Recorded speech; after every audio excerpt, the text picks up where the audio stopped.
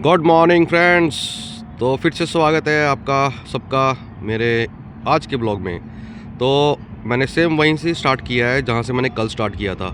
तो मैं अभी वहीं पे ही हूँ और सामने बस स्टैंड और यहाँ सामने मेरे घर की गली। तो दोस्तों मैं सोच रहा हूँ कि अपना ब्लॉग रोज़ यहीं से स्टार्ट किया करूँ यहाँ पे आके। और मतलब मुझे यहाँ पे आके बड़ा अच्छा लगता है क्योंकि ये जो सामने से ऐसे रोड है ना, तो यहाँ से बिल्कुल सूरज निकलता है सुबह। तो जब भी मौसम ख़राब होता है तो यहाँ पे बदल वगैरह और जो सूरज का निकलना और मतलब यहाँ पे जो आता है ना एक मतलब सीन आता है ना जो एक देखने का, वो मतलब लाजवाब होता है, लाजवाब। मेरा दिल ना बहुत खुश होता है क्योंकि हमारा टिफ़िन सर्विस का काम में जब मैं खाना देने जाता था तो मैं यहीं से जाता था। तो मेरा टाइम होता था 7:45 या 8। तो उस टाइम मैं यहाँ से जब भी निकलता था ना तो मुझे इतना अच्छा व्यू आता था ना यहाँ से देखने में। मतलब सर्दियों में तो जब धूप निकली होती थी ना तब हल्का हल्का गरम गरम सा महसूस होता था और सूरज की रोशनी पड़ना इतना अच्छा लगता था, भाता था मतलब बहुत मन को। और अभी गर्मियों में क्या है, हाँ जी, तेग बहादुर नगर ये फ्लाईओवर है ना, इस तो पल्ली वाला साइड वाला जो एरिया है ना सारा गुरु तेग बहादुर नगर है। तो अभी गर्मियों में क्या होगा, गर्मियों में जैसे बादल वगैरह होते हैं और मौसम ख़राब होता है जब, तो तब बड़ा अच्छा लगता है यहाँ पे सुबह सुबह। लगता है सिर्फ 8 बजे से पहले ही है। 8 बजे से पहले अगर आप यहाँ पे जाके देखेंगे ना इस जगह से खड़े होके यहाँ से व्यू, तो बहुत ही। तो दोस्तों राइड्स तो मिल ही नहीं रही यार कोई। आज भी ऐसे ही है। मुझे लग रहा है कि शायद 6:15 6:30 बजे के बाद ही राइड्स मिलना स्टार्ट होती हैं और मैं यहाँ पे आता हूँ 5:30 6 बजे के करीब। तो मुझे मतलब 6 बजे के बाद ही आना चाहिए यहाँ पे ना, तो तभी राइड होती हैं। और आपको मैं दिखाता हूँ चांद, देखो कितना अच्छा दिख रहा है ना। और अभी दिन हो गया है लेकिन फिर भी देखो कितना बढ़िया दिख रहा है चांद, बहुत अच्छा दिख रहा है, नाइस। तो सूरज भी सामने निकलने वाला ही है, देखो येलो येलो रोशनी हो रही है इसमें सारी ना। सामने फ्लाईओवर से अगर मैं देख के बनाता ना वहाँ से कितना अच्छा लगता, बहुत अच्छा लगता। तो दोस्तों जैसे ही मैंने वीडियो स्टॉप करी और स्टॉप करते सारी मुझे राइड मिल गई। और राइड मिली भी मुझे कहाँ की, तो आप देख ही सकते हैं यहाँ पे, पता लग ही गया होगा आपको कहाँ की है ये। तो चलो मैं बताता हूँ, ये है पीजीआई और ये है एडवांस आई सेंटर। तो ये जंगल था यहाँ पे, तो यहाँ पे कितना बड़ा आई सेंटर बना दिया इन्होंने, कमाल कर दिया। देखो मैं बहुत साल बाद आया यहाँ पे जंगल होता था, यहाँ पे कोई नहीं आता था, यहाँ पे कच्ची जैसी रोड होती थी और लोग डरते होते थे इस तरफ को आते हुए। तो ऐसा हाल था यहाँ पे और आज देख लो कैसा है। तो यहाँ पे आके थोड़ा सा मुझे भी इमोशनल फील होने लग गया है। और मुझे पता, मैं मतलब अपने दिमाग में सोच रहा हूँ कि भी मेरी क्या हैसियत है इस संसार में, है ना। तो हम इंसान हैं जो मतलब बहुत सारी चीज़ों में, संसारिक चीज़ों में फंसे हुए हैं ना, लालचों में, लोभ में, माया में। तो लेकिन ये क्या है कि अब अगर हम पैदा हुए हैं और हम जी रहे हैं इस दुनिया में, तो हमारे बहुत सारे कर्तव्य भी हैं, है ना। और बहुत सारी ऐसी चीज़ें हैं जो देखनी, सोचनी, करनी पड़ती हैं हमें। तो अब मैं अपनी लाइफ के बारे में बता रहा हूँ तो इसलिए मैं अपनी बात करूँगा।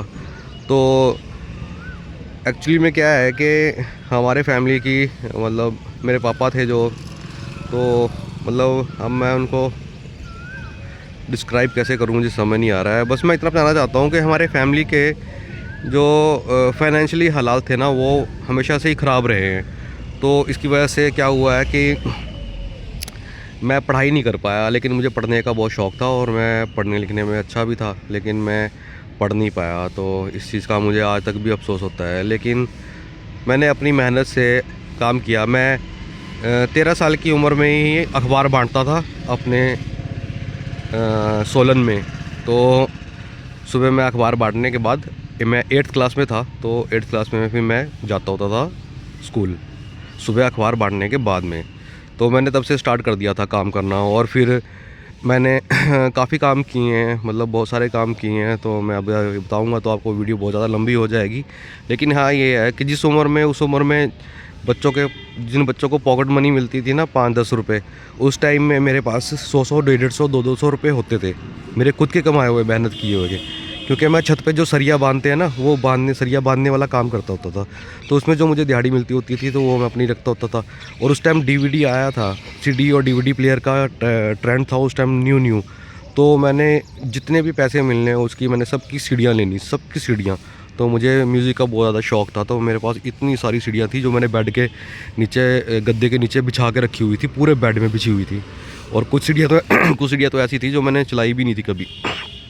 तो अच्छा, पॉइंट पे क्या क्या पॉइंट पाते हैं हम। पॉइंट ये था कि भी उसके बाद फिर मैं अगर पढ़ नहीं पाया, लेकिन फिर मैंने जॉब्स करी और मैंने धीरे धीरे समझा, सोचा, देखा, जानने की मतलब जिज्ञासा ना मेरे अंदर हमेशा से ही रही है। तो इसलिए ही मैंने हर चीज़ को सीखा और फिर मैंने जब प्रोफेशनली काम करना शुरू किया जो, तो दोस्तों मुझे राइड मिल की दोबारा से फिर खरड़ की और मैंने फटाफट उठाई ली और वो अब मैं जा रहा हूँ खरड़ वापस। तो यहाँ पे देखो ना, जो इस सूरज की रोशनी पड़ रही है ना इस पे पेड़ों के ऊपर, देखो कितनी अच्छी लग रही है। तो सुबह सुबह यही नज़ारा बहुत अच्छा लगता है चंडीगढ़ में। तो सारी बाकी बातें जो रह गई हैं मेरी, वो जाके मैं खरड़ में पूरी करता हूँ। तो अभी खरड़ में जाके मिलते हैं फिर। तो अपनी बात पूरी करने के लिए सबसे बढ़िया जगह मैंने चुन ली है, तो यहाँ पे अब मैं कंटिन्यू करता हूँ अपना। तो कोरा चांद दिख रहा है आपको? हाँ दिख रहा है, ये देखो कितना अच्छा लग रहा है। तो सारी बातों का एक निचोड़ निकाल के मैं आपको ये बताता हूँ कि मैंने अपनी लाइफ में मेहनत करी और हमेशा सीखने की मतलब मेरे अंदर ललक रही है और मतलब मैं बहुत ज़्यादा जिज्ञासु रहा हूँ बचपन से ही। तो वो करने के बाद क्या हुआ है कि मैं जॉब पे जब लगा तो मैं हेल्पर के तौर पे लगा। तो हेल्पर से मैं मैनेजर तक पहुँचा अपनी मेहनत के बलबूते। और उसके बाद फिर हम आ गए यहाँ पर चंडीगढ़ में। तो चंडीगढ़ में आके हमने किया टिफ़िन सर्विस का काम। तो टिफ़िन सर्विस का काम अभी हमने 3 साल बहुत अच्छे से किया, लेकिन अभी के टाइम में क्या हुआ है कि हमारे घर का जो एरिया है, आसपास का सराउंडिंग लगा लीजिए आपके किलोमीटर, 2 किलोमीटर, 3 किलोमीटर के बीच के एरिया में ना बच्चे बहुत ज़्यादा कम हो गए हैं। और इन 3 सालों के अंदर वहाँ पे 3 रेस्टोरेंट भी नए खुल गए हैं। तो उसकी वजह से भी काम पे काफ़ी इफ़ेक्ट पड़ा हमारे, और अब भी तो बच्चे बहुत ज़्यादा ही कम हो गए हैं हमारे एरिया में। तो मुझे मजबूरन ये खाने का काम बंद करके, मुझे और मेरी वाइफ को, काव्या को, खाने का काम बंद करके और काव्या को जॉब करना पड़ा और मुझे राइडिंग करनी पड़ी। तो फिर मैंने बड़ी मुश्किलों से, मतलब काव्या दिसंबर में बीमार हो गई थी, तो बड़ी मुश्किल से हमारे हालातों को मैंने संभाला और एक्टिवा पे मैंने 12-12 घंटे काम करके सिर्फ 300 रुपये कमाता था। लेकिन चलो मैंने उससे भी गुजारा किया अपना 2 महीने अच्छे से, और बच्चों को भी खाना दिया और ख़ुद का भी अपना खर्चा पानी निकाला। लेकिन फिर इस महीने तो हमने पूरा बंद ही कर दिया, क्योंकि अगर हमें कुछ सेव ही नहीं हो रहा, कुछ बच ही नहीं रहा और ख़ुद मैं कमा के खिला रहा हूँ, तो उसमें क्या फ़ायदा है ना। इसलिए फिर मैंने अपनी एक्टिवा को सेल किया और फिर मैंने ली बाइक। तो जो मेरा मोटिवेशन था बताने का, कन्फेस करने का अपनी बात का, वो ये था कि परमेश्वर ने मुझे देखो आशीष कितनी दी है कि मुझे देखो परमेश्वर ने, अब मैं हर चीज़ के लिए परमेश्वर को धन्यवाद करता हूँ। क्योंकि शादी के बाद मेरी लाइफ बहुत ज़्यादा चेंज होगी। काव्या का मेरी लाइफ में आना मेरे लिए बहुत बड़ा, मतलब एक आप मेरिकल बोल सकते हैं कि भी बहुत बड़ा चमत्कार है कि मेरी शादी के बाद मेरी लाइफ में बहुत ज़्यादा बदलाव आए हैं। तो बहुत ज़्यादा मतलब मेरी लाइफ अच्छी हो गई है। लेकिन बस मुझे दुख इस बात का है कि मेरे मम्मी पापा अब मेरे साथ में नहीं है, जबकि अभी इस समय मैं उनके लिए वो कर सकता था जो पहले नहीं कर सकता था। लेकिन अब वो इस दुनिया में ही नहीं है, तो अभी मैं कुछ नहीं कर सकता उनके लिए सिवाय उनको याद करके रोने के।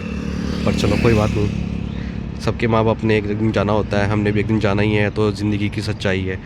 बट हाँ ये है कि मैं परमेश्वर को धन्यवाद करता हूँ को देखिए उन्होंने मुझे एक अच्छी पत्नी दी, अच्छा घर दिया, अच्छा मुझे तन दिया है, अच्छा मुझे मन दिया है, अच्छी बाइक मुझे मिल गई है, अच्छा काम मुझे मिला पहले भी और अभी भी।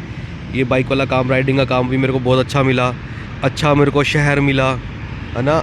मतलब हर तरह से मेरे लिए सब कुछ अच्छा ही है, कुछ भी बुरा नहीं है। और जितने भी मुझे पैसेंजर मिलते हैं ना, उसके लिए भी परमेश्वर को धन्यवाद है कि मुझे सारे मेरे पैसेंजर आज तक मुझे अच्छे ही मिले हैं, बहुत ही अच्छे मिले हैं। मतलब अच्छे से भी अच्छे पैसेंजर मुझे मिले हैं, और इतने मतलब नाइस काइंडफुल पैसेंजर्स मिले हैं। और उन सब के लिए मैं उन सबको थैंक्स करना चाहता हूँ कि उन लोगों ने मेरे साथ राइड किया और मुझे मतलब कमाने में, मेहनत करने में मेरी मदद की है। तो इसके लिए इसका ऐप का भी बहुत बड़ा योगदान है, और पैसेंजर्स का तो है ही है, क्योंकि अगर वो राइड ही नहीं बुक करेंगे तो, और मेरी राइड ही नहीं उठाएंगे, तो फिर मैं कैसे कमाऊँगा ना।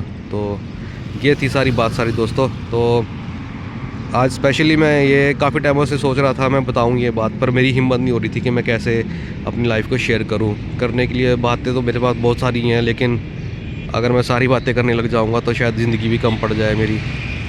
पर ये है कि चलो जितना भी हो सकता है मैं अपनी लाइफ के बारे में आपको बता सकता हूँ, उतना मैं आपको ज़रूर बताऊँगा। और इसका नज़ारा देखो कितना अच्छा है ना। और ये है गिलको वैली की सोसाइटी। और जी आज तो मेरी किस्मत बहुत बढ़िया निकली। और अभी देखो टाइम हुआ है 8, 8:30 हुए हैं, तो 8:30 बजे मैं यहाँ पे आया हूँ। ये है लांड्रा रोड पे कोई सोसाइटी। अच्छा आप हैं सर, ठीक है 2 मिनट। तो यहाँ से मुझे राइड मिली है बहुत बढ़िया और बड़ी राइड है, और इस राइड को पूरा करता हूँ तो फिर मैं बताता हूँ आपको। तो दोस्तों टाइम हो गया है 9:30 और मैं पहुँचा हूँ अभी पंचकुला। और पंचकुला सेक्टर कौन सा है ये अभी देखना पड़ेगा मुझे। यहाँ पे लिखा ही नहीं है सेक्टर पंचकुला कौन सा है। ये sector sector sector sector sector कहीं भी नहीं लिखा सेक्टर। तो सेक्टर ढूंढता हूँ पहले मैं। तो ये है सेक्टर 9 पंचकुला। तो मैं खरड़ से आया था राइड लेके, यहाँ पे काफ़ी दूर की राइड थी ये, तो 1 घंटे से ज़्यादा ही लग गया मुझे आने में यहाँ पे। और बस पैसेंजर को मैंने ड्रॉप कर दिया है, तो मैंने सोचा मैं थोड़ा सा यहाँ पे फ़ोटो शूट कर लूँ, क्योंकि यहाँ पे आया हूँ मैं। अब मैं पंचकुला आया हूँ बहुत साल बाद आया हूँ। और मैंने अपनी जॉब की स्टार्टिंग यहीं की थी पंचकुला से। पंचकुला सेक्टर 11 और SCO 11 में ही पीटर इंग्लैंड का शोरूम था कपड़ों का, और वहीं पे मैंने जॉब स्टार्ट की थी अपनी। और फिर उसी पीटर इंग्लैंड शोरूम में ही मैं हेल्पर लगने के बाद 5, 6, 7 साल मैनेजर भी रहा।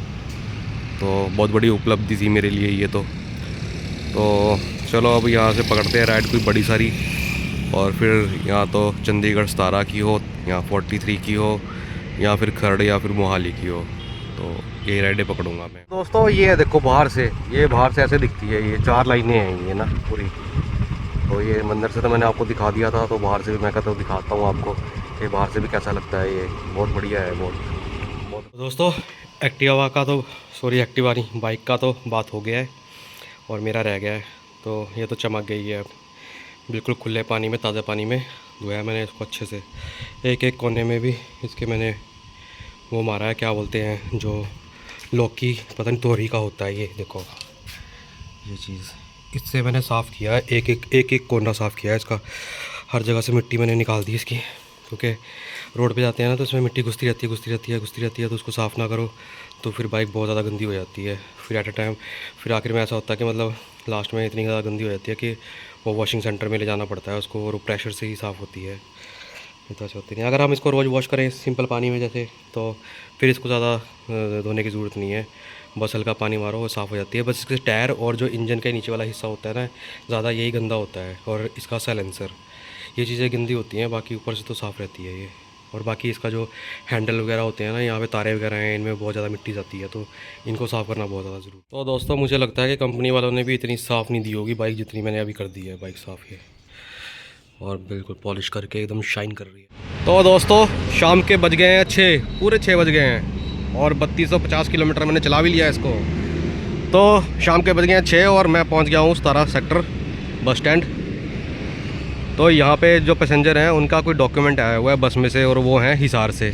तो शायद हरियाणा से आया होगा बस में, उनके घर वालों ने भेजा होगा डॉक्यूमेंट, और वो CU में पढ़ते हैं, तो डॉक्यूमेंट लेने आए हैं। तो अब इसमें मेरे को फ़ायदा ये है कि उन्होंने वापस भी जाना है, तो अभी वो डॉक्यूमेंट लेने गए हैं। तब तक मैंने कहा मैं शूट कर लेता हूँ थोड़ा सा, और फिर वापस उनको खरड़ लेके जाना है। तो अब वो जो जाने वाला है फेयर है मेरा, वो मेरे बच जाएंगे फेयर में, कमीशन भी और प्लस फेयर भी मिल गया मुझे, तो प्रॉफिट हो गया मुझे। तो वैसे तो 1 घंटे के जैसे मैं 100 रुपीज़ ही कमाता हूँ, लेकिन अब मेरे को लग रहा है कि 1 घंटे के मैंने 150 रुपीज़ कमा लिए हैं, तो 50 रुपीज़ का प्रॉफिट ही हुआ है मुझे टाइम के हिसाब से। तो अभी तो यहाँ पे चंडीगढ़ में बड़ी शांति सी है, ज़्यादा रश नहीं है। अभी स्टार्ट होना शुरू होगा, और फिर शाम को ये वाली मार्केट में पूरा रश ही रश, बहुत रश होगा।